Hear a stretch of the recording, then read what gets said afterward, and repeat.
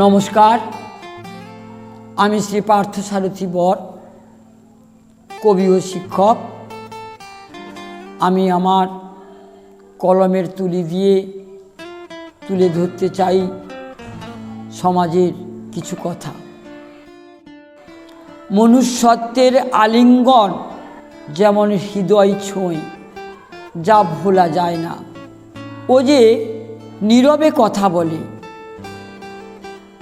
যা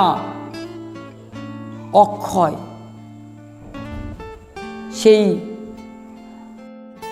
হৃদয় কাঁপানো কিছু অনুভূতি তুলে ধরছি আমার কবিতা ব্যস্ততা। এই কবিতাটি রংমহল কাব্যগ্রন্থ থেকে তুলে ধরছি। ছেদিন কর্মবলয়ে মানুষ কাটাচ্ছে দিন, চাইছে অবসর। দুঃখ সুখ যন্ত্রণার চক্রাবর্তে মনের চোরা গলিবে বন বন করে ঘুরছে খুব সুপ্ত ভারী গুপ্ত ভাবনাগুলো। আঘাতে আঘাতে জর্জরিত